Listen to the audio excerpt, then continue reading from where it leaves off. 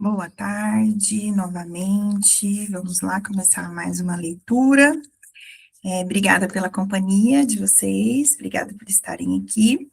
Vou falar rapidinho sobre o que a gente leu na semana passada, não, semana passada a gente não teve, né? No encontro anterior, que foi o capítulo 13. A gente começou ele antes, no encontro antes do último, e a gente retomou no dia 8. E aí ele está falando um pouco sobre o que ele sofreu por conta da sexualidade dele na época da escola, né?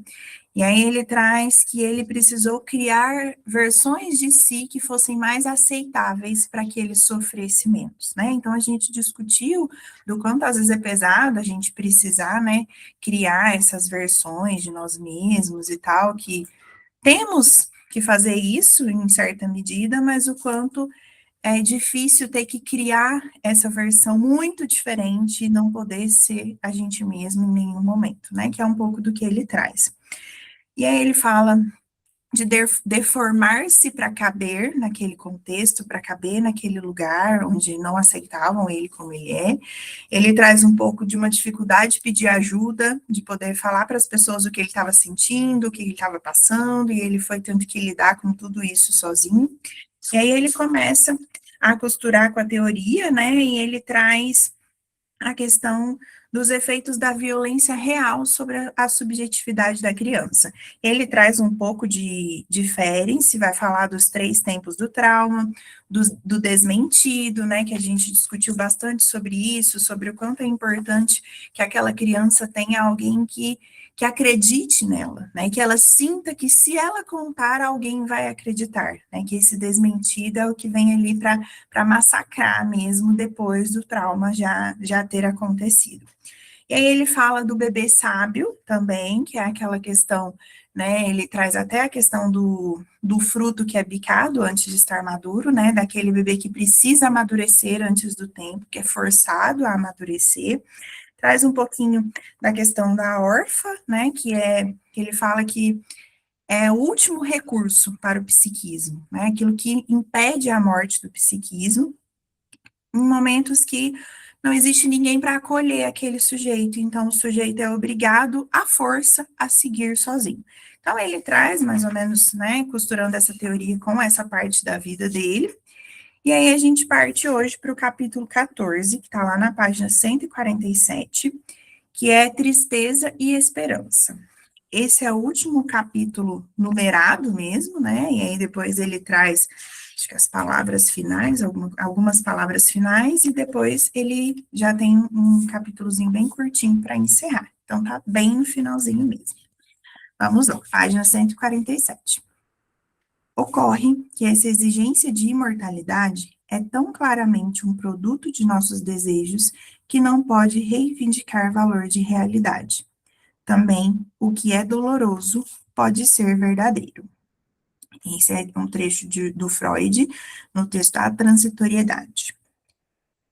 Depois da perda do Bing, que é o cachorrinho dele, né, que ele trouxe lá no início do livro, senti que comecei a me encapsular novamente, perdendo o fascínio pelas miudezas do cotidiano, aquelas que, como mencionei antes, ajudam a manter o passo.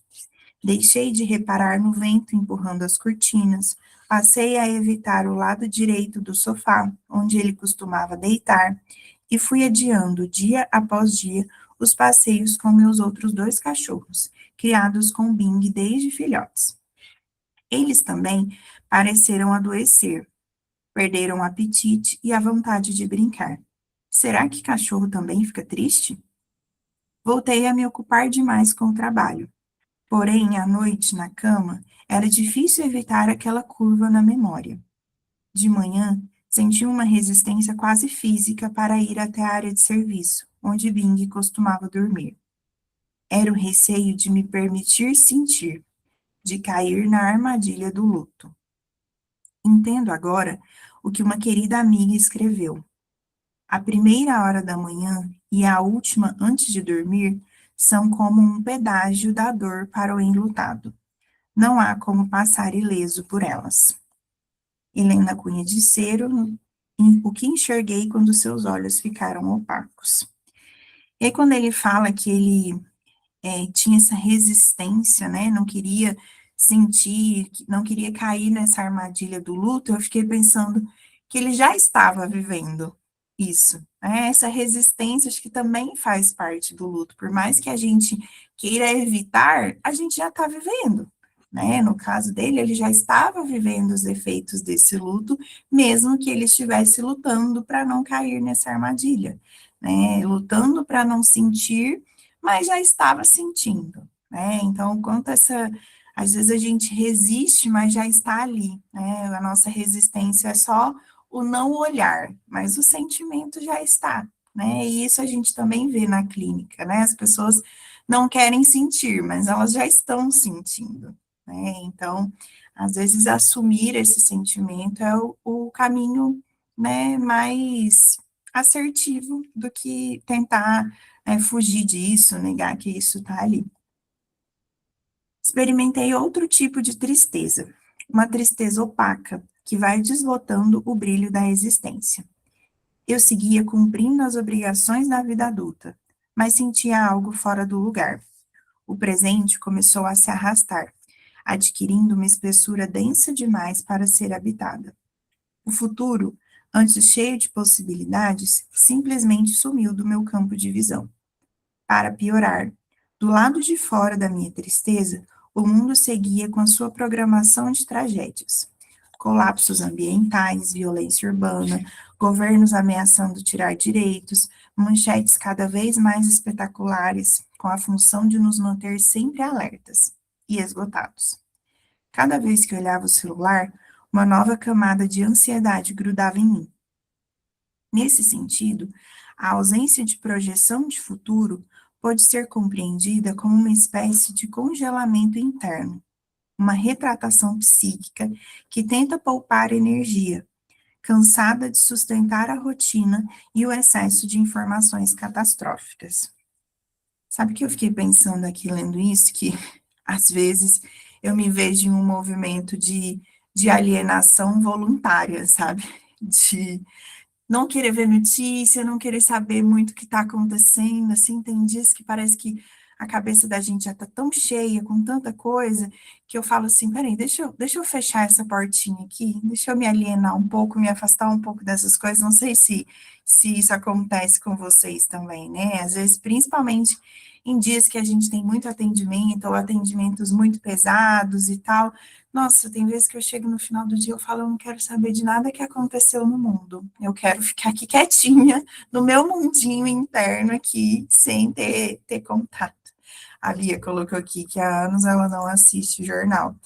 E é isso, né? Acho que a gente tem o benefício de ter as informações muito à palma da mão, mas que isso nem sempre é um benefício, né? Porque aí chega muita coisa de todos os lados, muito rápido, né? E o Instagram, às vezes, ele dá uma pesada, né? Às vezes eu falo que se eu não trabalhasse com o Instagram, eu acho que eu ia deixar ele de lado por um tempo, porque às vezes realmente pesa pra gente, né? A Não, gente tem que ser mais seletiva, né? Reciclar. Falando de Instagram, às vezes é tão bom olhar algumas coisas bacanas e novidades, tá? Mas quando vem aquelas coisas que nos importunam, a gente tem que selecionar. Mas às vezes não dá, né? Bate ali uma coisa, uma chamada, quando você vê, você está vendo, e é uma coisa que te, como ele descreve aqui, né? A tristeza dele, e aí o externo, né? Impregna nele todas as notícias ruins, né? Ele fala aqui que começa a grudar, né? E a gente uhum. também, às vezes, não está bem, e aí vai, abre uma rede social, liga uma televisão e vem pior, notícias piores que em vez de nos aliviar, prejudica. Então, tem que, cada um no seu tempo, da sua medida, Sim, selecionar, né? O que é bom ou não. Mas é sim. bem isso mesmo.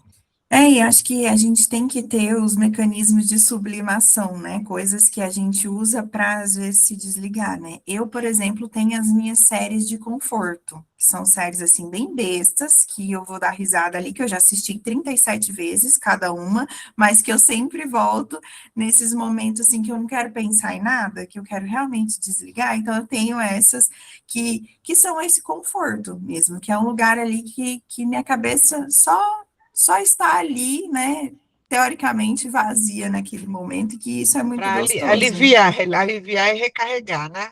Todo mundo Exatamente. precisa. Se distanciar da realidade, né? O Freud dizia que todos nós precisamos de um pouco de fuga da realidade para conseguir sobreviver, né? Então, acho que é mais ou menos isso. Então, ele fala: pois bem, como cultivar alguma esperança num contexto apocalíptico que parece sistematicamente empenhado em nos roubar o futuro? Talvez assim, né? Como eu falei, a gente sublimando e fugindo da realidade um pouquinho para a gente sobreviver e conseguir continuar com esperança, né? Ao tentar responder essa questão, me afasto de uma lógica que tomou conta do discurso contemporâneo. A ideia de que só nos resta viver o intensidade absoluta, como se o futuro fosse apenas uma abstração. Confesso que há algo de sedutor nessa proposta. Diante de tanto colapso, por que não aproveitar o hoje até a última gota? Por que não gozar sem culpa e sem pensar nas consequências?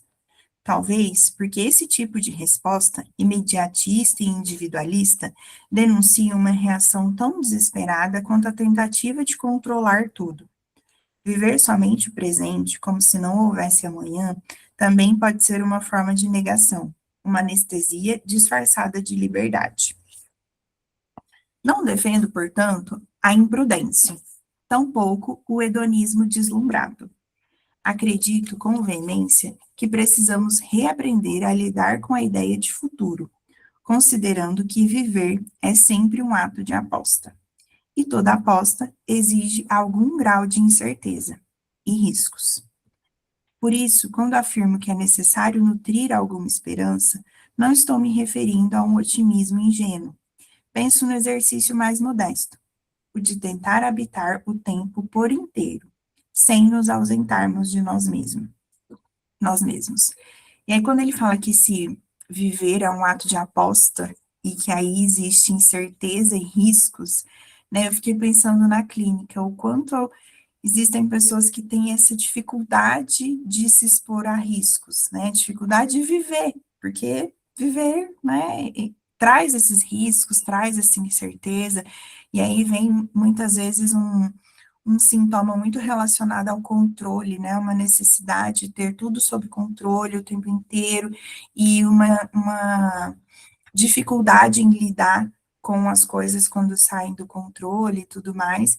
E claro que isso, né, tá linkado com a história do sujeito, com aquilo que ele viveu, mas que eu acho que é uma coisa bem contemporânea, né, das pessoas estarem, assim, com muita dificuldade de viver e aceitar os riscos que são inerentes, né, sem tentar controlar, sem tentar prever, sem tentar ali exercer esse controle muito exagerado, que acaba levando sempre à frustração, né? Porque, na verdade, a gente não consegue controlar essas coisas, né? O que vocês acham? Querem comentar alguma coisa? Tudo certo? Oi, gente. Boa tarde. Eu Boa queria comentar tarde. rapidinho é, sobre esse exercício modesto, que eu acho que de modesto não tem nada, né? O de tentar habitar o tempo por inteiro sem nos ausentarmos de nós mesmos. É, estar num lugar por inteiro, né? Porque com a internet, as redes sociais, é difícil, parece que a gente está meio fragmentado, a gente não é uma pessoa só ali naquele momento. A gente é a pessoa que a gente quer que o outro veja, né, naquele momento. Eh, nossa, gente, que complicado a gente conseguir, eh eh, fazer a contemplação do lugar que a gente está e daquele momento, né, tá 100% ali, sem pensar no que você tem que fazer, sem pensar no que os outros, que você pode mostrar para os outros daquele momento que você está fazendo ali. Eh Sim, Esse momento de contemplação acho que tem sido muito raro, né, de estar 100% num lugar. total, Aline. Amém, assim, acho que essa questão de estar fragmentado pega muito, né, porque realmente, e é isso, a gente está exposto a tanta coisa e em tantos lugares ao mesmo tempo, mesmo sem sair do lugar, né, e o quanto é difícil. lidar com tudo isso e ainda assim sentir habitando esse tempo por inteiro, esse espaço, conseguindo aproveitar essas coisas, estando conectado com nós mesmos, né? Sem sair de nós para corresponder a essas expectativas, a se fragmentar para caber, né, onde esperam que a gente caiba. Pode falar, Mônica. Eu fiquei pensando um pouco, que a gente vê na clínica também, é que esse cansaço, essa exaustão que a gente vê em geral, né, nas pessoas, até porque a gente está muito consumido por tecnologia, por estar distraído, por não estar presente, tem um movimento dos pacientes, e você mesmo falou, né, eu às vezes fico lá vendo a minha sériezinha. Então, a série, sei lá, vai ver Friends, que é uma coisa que eu já assisti, eu vejo os pacientes assistindo muito programas de reforma de apartamento, de casas, né? Na verdade, eu acho que uma coisa que se perdeu, e eu acho que as gerações que vão vir são bem piores do que a gente, aqui nós temos várias gerações, né? Mas é a capacidade de descansar em alguma coisa que seja diferente do meu cotidiano, que exija um outro tipo de atenção e que traga descanso. Então, por exemplo, as minhas filhas tocam instrumento musical. Eu olho hoje para as crianças, elas não tinham celular na época delas, né? São maiores já. Eu falo, como deve ser difícil hoje você fazer uma criança treinar todos os dias um violino. Então, isso é um descanso da cabeça que ficou fazendo ou matemática, por exemplo, né? Ou pintar por hobby, né? Cantar, ficar só escutando uma música. Então, a gente hoje tende a consumir coisas que esgotam mais.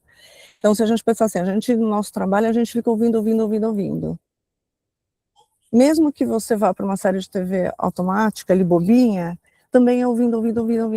Então, talvez o maior descanso seria estar numa situação em que você fale outras coisas, que você, né, eu tento ajudar um pouco os pacientes, às vezes, a olhar qual é o tipo de descanso que você precisa, porque se você é uma pessoa que no cotidiano vê muita gente, as suas férias deviam ser de ver pouca gente. Se você é de um trabalho que você fala muito, você deveria estar num descanso em que você fala menos. Então, a gente não faz isso normalmente, né? As pessoas não pensam nisso na hora do descanso, seja no cotidiano, seja nas férias em geral. Então, a gente tende a gente acha que, por exemplo, a gente vai comer, é um prazer que me faz bem, né? Eu passei o dia inteiro lá atendendo, então, mas continua sendo alguma coisa que não é de uma ação que vai me trazer esse tipo de, eu acho que, não sei se relaxamento é a palavra, mas compensação que realmente eu estou querendo, né? O que a gente faz ao contrário, a gente vai lá e a gente consome coisas que vão sobrecarregar outros sistemas. Ou por imagem, ou eu vou comer muito, aí vou ficar pensando, eu devia estar fazendo ginástica, né? Então, eu acho que essa consciência de como como eu descanso ao invés de me anestesiar, é o que é difícil de fazer hoje em dia com a oferta de coisas que a gente tem, né? Sim, total. E aí eu acho que o que sempre me chama a atenção na psicanálise é isso da gente não ter um caminho, né, certo e determinado para cada um. Cada um vai conseguir descansar e se recarregar de alguma forma, né? Então, acho que muitas vezes o nosso papel é mostrar para o sujeito que ele pode se permitir encontrar o que é o descanso dele, o que é o caminho, por onde que ele vai conseguir isso, né? Porque aí muitas vezes vem de novo, né? As coisas muito midiáticas. Então, se está todo mundo fazendo yoga, vai todo mundo fazer yoga. Se está todo mundo correndo, vai todo mundo correr. Então, assim, é muito difícil, às vezes, o sujeito encontrar o que para ele faz sentido, né? O que para ele vai trazer esse descanso, vai, né, permitir que ele se encontre com ele mesmo, sem precisar estar ali fragmentado, né? Então, acho que isso é muito complicado, né? As pessoas conseguirem olhar para elas mesmas e identificarem o que vai fazer sentido para elas. É muito mais fácil falar, tá todo mundo fazendo isso, então isso aqui é bom, vou lá. Né? Mas não funciona igual para todo mundo, né? O que para uma pessoa pode ser um alívio, para outra pode ser um saco. E aí fica difícil. Seria mais fácil, talvez, se tivesse um caminho igual para todo mundo, ou determinado para todo mundo, mas não é. E aí dá trabalho descobrir qual que é o seu próprio, né? Pode falar, Cada, Virginia. cada um descobrir, é isso mesmo que a Mônica também falando, que é, a gente vai se envolvendo, eu achei tão forte, tão importante, sem nos ausentarmos de nós mesmos, que cada um carrega essa frase, si, pessoal, né? E aí, quando a Mônica acha que, hoje eu vou relaxar, hoje eu vou no cinema, vou no shopping, vou comer alguma coisa, parece que isso se tornou meio que automático, que relaxar, que está cansada, é fazer alguma coisa que todo mundo faz, meio que modismo, né? Então, tentar pensar, pelo menos nós aqui nessa análise, onde que eu encontro, onde que eu me encontro, descobrir, né? Achei muito impactante, né? Nos ausentarmos de nós mesmos. Tem acontecido muito isso, né? Dos Sim, nossos com pacientes e às certeza. vezes com a gente mesmo. Total. Deixa eu ler o que que as meninas aqui estão colocando no chat. A Leslie colocou que esvaziar seria o descanso, encontrar uma maneira de se esvaziar. Estamos lotados de tudo, cobranças, informações, tarefas, rotinas, etc. Exatamente, né? Aí a Bia compartilhou aqui que a maneira dela relaxar e de se sentir presente é modelar os bonequinhos de biscuit, que inclusive são lindos, e ela faz vários psicanalistas, né? Ela já fez Freud, Lacan, ela fez a Marion Minerva esses dias que ficou uma fofura, então para quem não conhece o trabalho da Bia aí, depois, Bia, se quiser mandar lá no grupo o seu Instagram, pode mandar, tá? Para as pessoas verem lá seus bonequinhos, que são muito fofos. A Josi colocou que no caso dela é cozinhar, a Leslie falou que o dela é escrever, mas que ela precisa de inspiração, e a Mônica completou aqui, né, que é ajudar o paciente a diferenciar o descanso do anestesiamento, né, que é aquilo, não é se desligar tudo que você está sentindo, né, é você encontrar um jeito de sentir outras coisas, né, de sentir prazer, principalmente. Gente, como anda difícil as pessoas pararem para sentir prazer e encontrar o que dá prazer para elas, né, então as pessoas, quando eu digo todos nós, né? Todos nós vivemos muito envolvidos em tudo isso, então às vezes é difícil mesmo encontrar o que vai trazer, né? Esse descanso, esse esvaziamento que às vezes é necessário. Então vamos lá. Ele continua. Essa tensão entre o presente e a esperança não é novidade. Já inquietava Freud em 1916, quando ele escreveu o breve e assustadoramente atual ensaio A Transitoriedade. O texto foi redigido em meio à Primeira Guerra Mundial, no período em que as promessas de progresso ruíam e a tal sociedade civilizada colapsava diante de todos. Apesar disso, ou exatamente por isso, Freud decide relatar uma cena emblemática. Uma caminhada por um campo florido, ao lado de dois amigos muito próximos que marcaram sua trajetória intelectual, o poeta Rainer Maria Rilke e a escritora e filósofa Lu André Salomé. A paisagem era belíssima, mas Rilke não conseguia se deixar afetar por ela. Havia algo que o mantinha à margem da própria sensibilidade. O que imobilizava Rilke era a certeza de que tudo aquilo que era tão belo iria acabar. Para ele, o destino efêmero da natureza anulava o valor do instante e, por conseguinte, o sentido da experiência. Freud narra esse episódio sem qualquer traço de ironia ou superioridade. Há nas entrelinhas uma perplexidade contida perante a recusa do poeta em vivenciar o presente. Era como se Hilke estivesse tomado por uma tristeza que o desligava do mundo. Em vez de tentar consolar o pessimismo do amigo, Freud não nega a dureza da finitude, tampouco suaviza a angústia. O que ele propõe é uma mudança no eixo do olhar. As coisas não importam apesar de sua transitoriedade, mas por causa dela. Que lindo, né, gente? A gente conseguir realmente ter esse olhar de uma outra forma, né? De que talvez essas coisas serem tão passageiras, né? A vida ser tão rápida, os momentos serem tão rápidos, é o que deveriam fazê-las importantes, né? Deveriam nos levar para esse lugar de conseguir valorizar, ou de pelo menos tentar valorizar essas coisas, né? Fiquei imaginando aqui a angústia, né, desse rio que olhando para tudo aquilo tão belo e pensando, gente, mas isso vai acabar. Sim, todos nós vamos, né? Então, não no sentido que ele fala de aproveitar cada minuto como se não houvesse amanhã, no sentido de irresponsabilidade, mas acho que nesse sentido de contemplação mesmo, de conseguir encontrar o valor das coisas na transitoriedade delas, né? Nessa passagem tão rápida. Então, achei bem legal essa reflexão. E ele finaliza aqui. Isto é, o valor da experiência não se enfraquece com a impermanência. As flores, os encontros, os verões, tudo isso nos toca porque sabemos, mesmo sem querer, que eventualmente vai acabar. Segundo Freud, vemos desaparecer a beleza do rosto e do corpo humanos no curso de nossa vida, mas essa brevidade lhes acrescenta mais um encanto. Se existir uma flor que floresça apenas uma noite, ela não nos parecerá menos formosa por isso. E aí é uma citação do Freud nesse mesmo texto, a transitoriedade. Ao apostar no mérito da efemeridade, Freud nos provoca a reencontrar uma posição ética diante da finitude.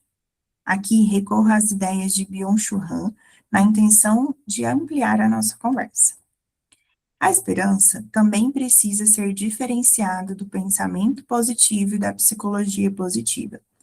Em rejeição à psicologia do sofrimento, a psicologia positiva tenta se ocupar exclusivamente com o bem-estar e a felicidade. Pensamentos negativos devem ser imediatamente substituídos por pensamentos positivos. Portanto, o objetivo da psicologia positiva é aumentar a felicidade. Aspectos negativos da vida são completamente desconsiderados, e o mundo é representado como um grande armazém, onde obtemos tudo o que pedimos. Do livro O Espírito da Esperança contra a Sociedade do Medo. E aí eu até coloquei aqui do lado da citação, né? Irrealidade. Né? A gente não vai encontrar esse mundo em que a gente só vai focar nas coisas boas e vai ter esse armazém que tudo que a gente pedir de bom a gente vai receber. Né? E aí eu fiquei pensando que até esse bem-estar e essa felicidade, eles são passageiros, né? Assim como a tristeza, assim como a dor, tudo, né? É esse movimento de vai e volta, né? Eu gosto de pensar que trazer o exemplo do mar, né? Às vezes o mar tá calmo, às vezes o mar tá agitado, a onda vai e volta, e acho que a nossa vida é muito assim também, né? E aí existe aquilo de criar essa fantasia de só algo bom, algo muito positivo, acho que nos tira da realidade e nos impede de sentir, nos impede de viver. E aí eu lembrei muito daquele trecho que ele fala que para a felicidade florescer, ela precisa ter esse terreno preparado, né? E que às vezes aceitar a tristeza é uma forma de preparar esse terreno para que quando a felicidade vem, ela consiga florescer, né? Então, acho que negar qualquer sentimento não parece ser o caminho para conseguir viver as outras coisas ou viver até aquilo que não parece tão positivo, né? E aí ele continua.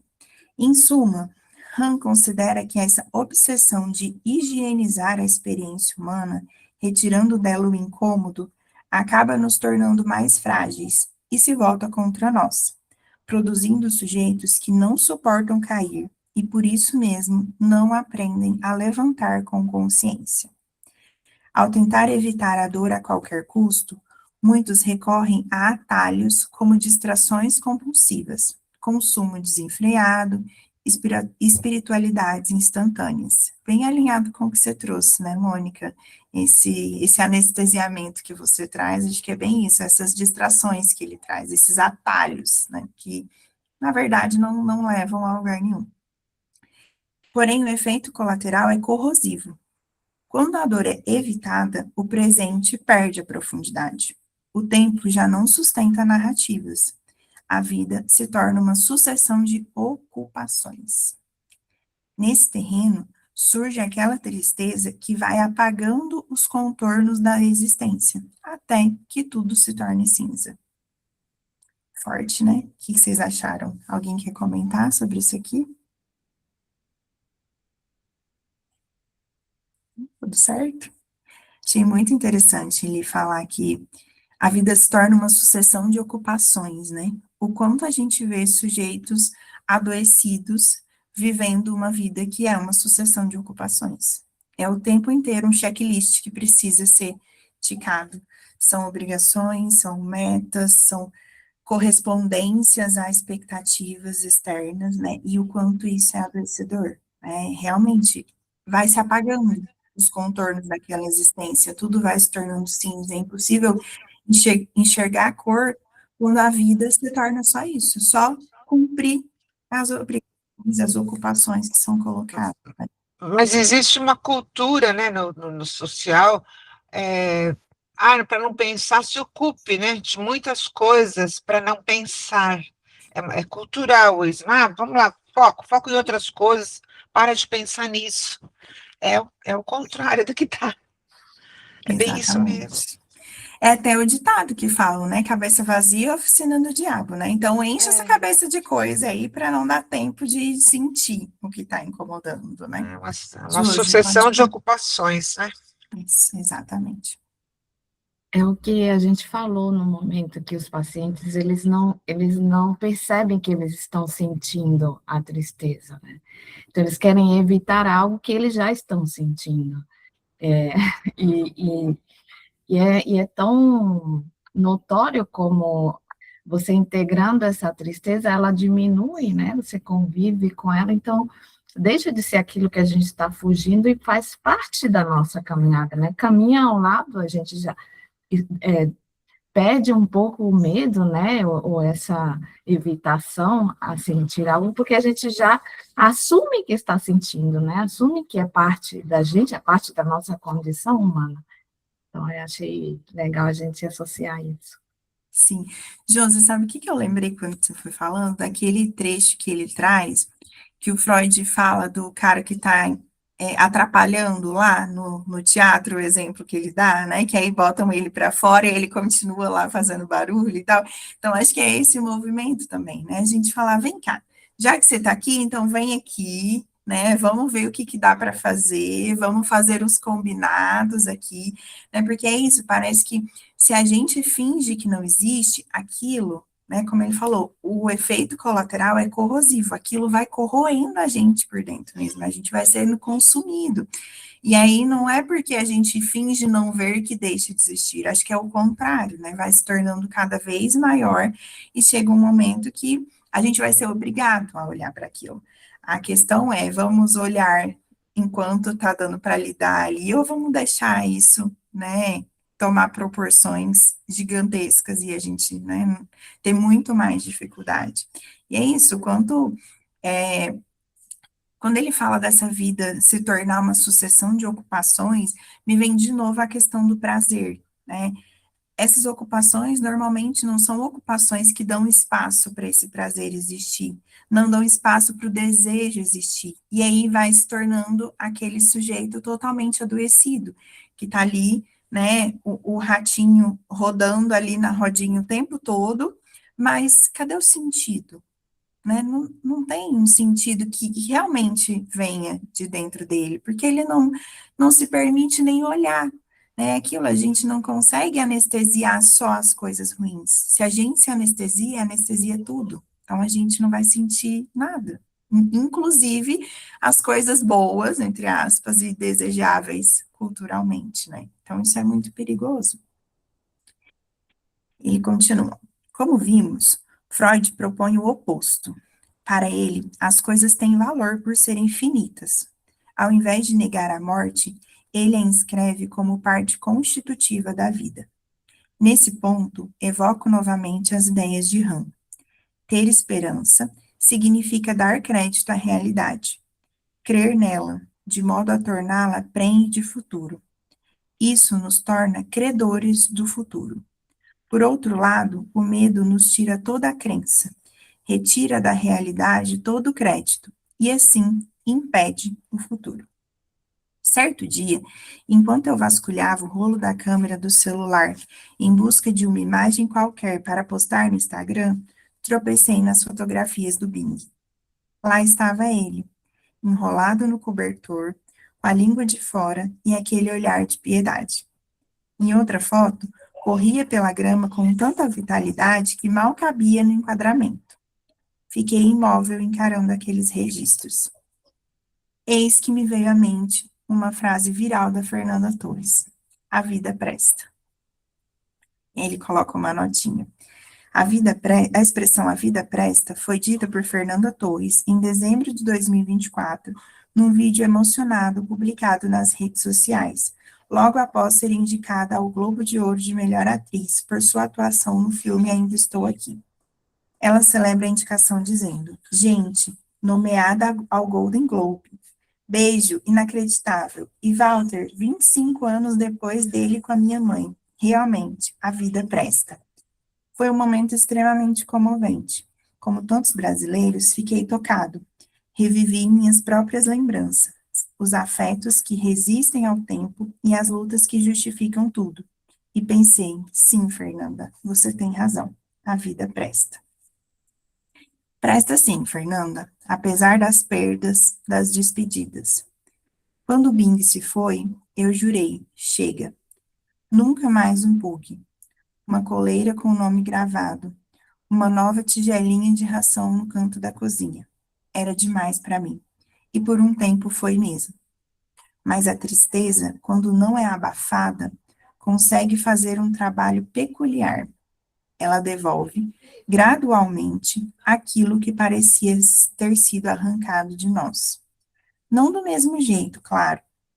Devolve em forma de saudade, gerando uma presença que sobrevive à ausência. Nesse livro, busquei nomear a tristeza em suas muitas configurações, como travessia, como linguagem, como interrupção, como trauma, como patologia.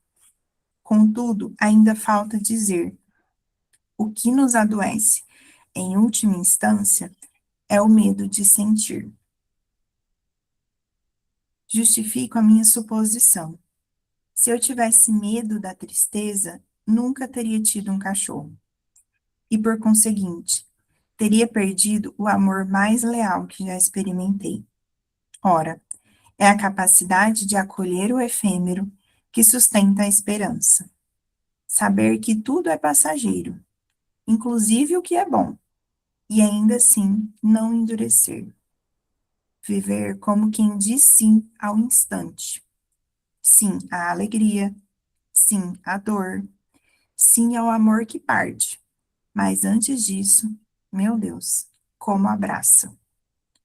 E então, consciente dessa finitude, a gente olha uma foto, suspira e repete: a vida presta. Muito lindo, né? O que vocês acharam? Me contem, tem muita coisa legal aqui pra gente conversar. Gente, dá vontade de bater palma no final. Dá. Não dá? Sim. Mas, Por isso gente, que eu falo que o meu fica todo amarelinho, cheio de riscadinho, porque não tem lógica, né? A escrita vai te envolvendo assim, você volta e você fala: nossa, queria te dar um abraço agora, fofinho. bem isso. E eu vivi, a gente lendo aqui, eu vivi isso aqui em casa, gente, com um cachorro, a mesma situação. Porque meu marido ama cachorro, gente, mas quando, né, acontece de a gente perder um cachorro, assim, é o fim do mundo para ele. Daí ele sempre diz: "Eu nunca mais vou ter cachorro", porque é muito sofrido e é horrível. E daí eu vou lá e tento trazer essas palavras, sabe. Mas a gente aproveitou, a gente, né, se divertiu, a gente teve esse momento de felicidade. Então, é isso, porque eu falo para ele: "Se a gente for pensar desse jeito, a gente não tem filhos, a gente não se casa, a gente não faz nada para não sentir o que, né, o que pode acontecer e que provavelmente vai acontecer, né, gente, inevitável". Sim, sim, Aline, sabe que eu me identifiquei muito, assim, com o que você traz, né, porque a gente ouve muito as pessoas falarem isso, né, principalmente em relação a animais e tal, e eu sempre fico pensando assim, eu falo: gente, mas se tá doendo tanto, é porque né, teve muito amor envolvido, teve muita coisa boa, às vezes, né, são cachorros que vivem, sei lá, 10, 15 anos, e aí olha como a gente tem esse movimento, né, de, por conta dessa dor, desse momento, é como se apagasse tudo que passou, né, e não quero viver essa dor. Mas e o resto? Né? Aí não vai, como eu falei, não dá para a gente anestesiar só o que dói, o que faz sofrer, a gente perde tudo, né? Então é isso. Será que vale a pena se impedir ou se proteger de viver uma dor, mas como consequência disso, não viver tanta coisa que é envolvida, né? Que faz parte daquilo? Então, acho que às vezes é isso, né? A gente tenta se proteger tanto. E aí eu fiquei pensando também em pacientes que às vezes vivem relacionamentos muito ruins e tal, e fala, nunca mais quero me relacionar com ninguém. Nunca mais. E aí se fecha completamente. E tudo bem, tem gente que se fecha e segue feliz, assim, mas quantas pessoas você vê que se fecham, mas que aquilo gera uma angústia, que aquilo, né, sempre vem para análise e tudo mais, mas é essa questão de é difícil demais a gente se abrir sabendo que a dor pode vir nesse espaço, né? Mas que não dá para viver, né, o prazer, para viver nosso desejo, para viver coisas boas, se a gente não se abre também para essa dor, para essa tristeza, que tudo tá ali, né, no mesmo bolo. Você quer falar Eu, disso? Pode falar. eu só queria falar rapidinho aqui, assim, do personagem de Nemo, né, que é a Dory, que ela era mais feliz, porque ela vivia cada experiência como se fosse única, como ela não tinha registro, né? Então, eu acho que é um pouquinho dessa filosofia, né, que a gente está falando aqui também. Poder ser um pouco Dory. Sim, às vezes é bom, realmente. Mônica, pode falar. Não abriu o microfone. De novo, eu baixei a mão, mas não abri o microfone. Não sei se a gente falou disso antes, em algum momento, mas quando a gente toca nessa parte de sofrimento, me vem sempre a ideia do budismo. O budismo, eles, talvez alguém conheça mais que eu conheço como, de ter estudado até na faculdade, eu aprendi como matéria mesmo, eletiva, como filosofia de vida, né, não como religião. E o que eles falam é que o sofrimento não está na situação, nem, né, está no nosso apego a determinadas situações.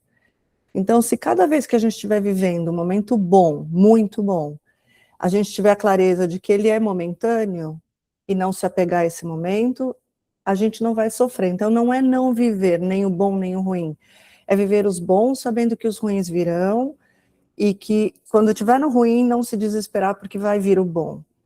Mas se eu me apegar demais ao momento ruim, eu não aguento, e se eu me apegar demais ao bom, eu não aguento. Aquela pessoa que está com sorte e fala assim, eu tenho certeza que isso aqui vai acabar, e já está sofrendo, né? Porque vai que acaba, ou está num relacionamento e fala, né? Isso aqui não durar. Então, o budismo fala isso, ele vai acabar. Inclusive, filhos, a gente não deveria se apegar, porque a gente tem que curtir ao máximo e tentar viver ao máximo, sabendo que a vida é cíclica. Então, que se eu estou no momento ruim, vai vir o bom, e no bom vai vir o ruim. É exatamente isso que acho que ele está querendo trazer aqui, né? Que é o que traz o nosso sofrimento, é o apego, né? Não é a situação em si, senão o nosso apego, né? Sim. E aí eu fiquei pensando muito, ele até fala, dá uma pincelada sobre isso, sobre essa questão de não conseguir viver o presente, né? Quantas vezes, quando a gente está apegado a isso, a gente não consegue viver aquilo que está acontecendo naquele momento, seja um momento difícil, seja um momento muito tranquilo, de muita felicidade, né? Então, e eu acho que isso tem aparecido muito na clínica, dessa dificuldade de viver esse presente. Né? As pessoas às vezes estão muito preocupadas com o futuro, né? Até na questão de muito trabalho, de querer construir algo e tudo mais. E aí o quanto acho que entra também no nosso papel de ir, né, trazendo para aqueles sujeitos que dá para viver durante o processo, né? Não precisa esperar chegar em situação X, em condição X, em conquistar tal coisa, para que aí lá você vai viver, porque você nem sabe se você vai chegar lá, quanto tempo vai levar para chegar lá? Né? Então, é muito isso. Às vezes, as pessoas ficam tão envolvidas em fazer algo pensando no futuro que o presente fica aqui, ó, né, largado. E aí, talvez esse movimento de se anestesiar para dar conta de chegar nesse futuro que sequer sabemos se vai chegar, quando vai chegar, né? Então, acho que esse aceitar o efêmero realmente faz muito sentido, né? E eu amei essa frase dele, quando ele diz que viver como quem diz sim ao instante, né? Ao que está acontecendo aqui agora. E esse instante, quando ele traz o restante, ele demonstra que não é só se for um instante bom. Aí eu digo sim para ele, mas se for ruim, eu não digo não. Então ele diz sim à alegria, sim à dor, sim ao amor que parte, e que aí vai doer, vai fazer sofrer, mas que antes ele abraça, né? Então é isso. É um amor que abraçou por determinado tempo, né? E aí, de repente, ou em determinado momento, ele deixa, ele parte, mas e o abraço que ele forneceu antes? Não valeu nada? É a questão dos animais. E os 10 anos, 15 anos que eles viveram ali, né? Não significa nada? A dor, será que é o caminho, né? A gente não viver isso de novo para evitar essa dor, né? Então é isso, acho que a gente, na verdade, não consegue evitar nada, né? A gente tem essa ilusão de que a gente vai evitar o sentir, vai evitar a dor, vai evitar o sofrimento, mas que, às vezes, aceitar e abraçá-los, né? Como sempre falo, vem aqui, vamos ver o que dá para fazer com isso, né? Já está aqui mesmo, então vamos tentar lidar com isso da forma que a gente consegue naquele momento. Deixa eu ver o que tem aqui no chat. Lindo demais, sempre vale a pena, a Maria colocou. Marcela, amei, muito lindo. É isso, viver plenamente. Isso mesmo, Maria. A Luma colocou. Sim, o formato da escrita dele mexe conosco em vários aspectos, com um toque muito afetuoso. E a Maria colocou a dor que constrói. É isso, né? A gente consegue trazer a escrita dele para dentro de nós, realmente, né? E vai abrindo aquele tanto de caixinha, né? Vocês querem comentar mais alguma coisa? Querem começar o próximo capítulo? O que vocês preferem? Temos 7 minutinhos ainda. Esse aqui, algumas palavras finais, seria esse capítulo? Isso. E é o penúltimo. Ele é a finalização. Não dá. E depois tem o epílogo, que é bem curtinho. Esse aqui, ele é maiorzinho, não daria para ler tudo, mas se vocês quiserem, a gente começa ele e termina semana que vem. Por Pode mim, ser? pode ser, que é bonito, né? O que ele fala. Aqui nós estamos já no ritmo, né? Sim, sim. Bom que semana que vem fica mais tempo para a gente fazer um fechamento, né? Conversar sobre o que a leitura gerou em cada um, acho que vai ser gostoso. Vamos lá, algumas palavras finais, página 157. Sou ajudada pela saudade mansa e dolorida de quem eu amei. Deixa eu só fechar aqui. Aí. Eu sou ajudada pela minha própria respiração. Clarice Lispector em Todas as Crônicas. Este foi, sem dúvida, o livro mais difícil que escrevi na vida. E não digo isso apenas pelo tema em si, mas porque ele exigiu um enfrentamento que eu vinha adiando há tempos. Reviver o luto pela morte da minha avó. Confesso sem orgulho que a primeira versão entregue aos editores saiu incompleta, estranha a mim. Além disso, faltava um tópico fundamental, as considerações finais, que eu sequer cheguei a esboçar. É curioso pensar nisso agora, porque um livro sem final parece um luto sem elaboração. Algo que foi interrompido e, portanto, não encerrado. Foi a equipe editorial que me fez esse convite, voltar ao fim e escrevê-lo com mais verdade. Na infância, uma das minhas brincadeiras preferidas era caçar borboletas com a minha avó. Corríamos pelo quintal com um pote de vidro de azeitona e, quando conseguíamos capturar uma, observávamos seus detalhes por alguns segundos antes de abrir a tampa e deixá-la partir. Lembro-me do cuidado com que ela conduzia esse brincar, com cautela, sem medo de que a borboleta escapasse rápido demais. Acho que, de algum modo, essa brincadeira já dizia muito sobre ela. Minha avó me amava com uma intensidade bonita, sem possessividade. Nunca tentou me aprisionar. Pelo contrário, me incentivava a voar, sabendo a hora de abrir a tampa. Um mês após a sua morte, voltei para minha tão sonhada casa de campo, no interior do sul do país. Esperava reencontrar alguma paz naquele cenário bucólico e inspirador. Porém, o que encontrei foi um vazio imenso. Adoeci. Comecei a sentir dores estranhas, sem explicação clínica. Tive crises de insônia, chorava por horas, antes de começar a trabalhar, e também nos intervalos entre um paciente e outro. Ficava olhando para a nossa foto recém-revelada em cima da minha mesa, tirada num restaurante no dia do seu aniversário.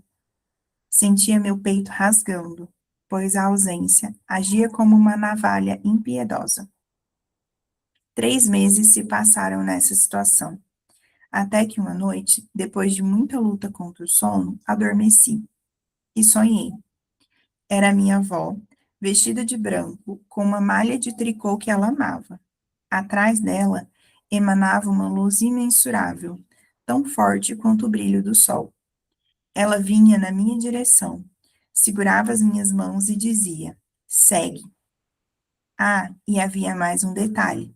A blusa branca era estampada por diversas borboletas azuis. Minha avó sentia demais. Era impulsiva e intensa. Tinha um senso de justiça muito próprio, quase instintivo. E era também politicamente correta. Poderia, sim, ter adoecido de tristeza. Afinal, quem se permite sentir tanto corre esse risco. Contudo, ela escolheu outro caminho. Usou o excesso para se conectar com a vida, sobretudo com as coisas miúdas.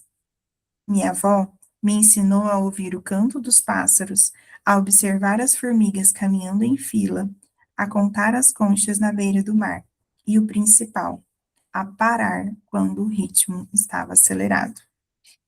Olha que interessante, né? Quando a gente fala de uma pessoa que sente demais, talvez a gente seja levado a pensar que essa pessoa vai estar sempre sentindo demais, sempre muito acelerada, e ele traz o contrário. Né? Apesar de ser uma pessoa muito intensa, que era impulsiva, que vivia, né, as coisas ao máximo, ela ensinou para ele, quando estava acelerado demais, precisava parar. Né? Então, o quanto ele traz, assim, né? Claro que a gente não sabe o que é a visão dele, o que é realmente que essa pessoa era, mas acho que esse risco que ela correu de adoecer de tristeza, porque ela sentia tudo muito intensamente, na verdade ela levou por outro caminho. Né? Talvez o sentir muito foi o que fez ela ter uma vida com tantas lembranças boas a partir dos olhos do neto dela, né? Que olhava para ela como essa pessoa que se abriu realmente para o sentir e que ensinou para ele que quando estava acelerado demais, talvez era hora de parar. Então, acho que isso traz, né, conectando com tudo que ele fala, que o sentir muito é arriscado? É, mas talvez seja o melhor caminho, né? Porque negar, a gente só vai conseguir negar por um tempo. Uma hora, como a gente falou, o sentimento, ele tá ali, né? O sentir muito, acho que é no sentido, não de que uns sentem mais do que os outros, mas uns talvez estejam mais abertos para sentir do que os outros, né? E aí é entendendo o quanto estar aberto para sentir é arriscado, mas corre-se o risco de ser feliz também, né? Nesse processo de sentir muito. Então, acho que fiquei pensando nessa frase quando eu li isso daí.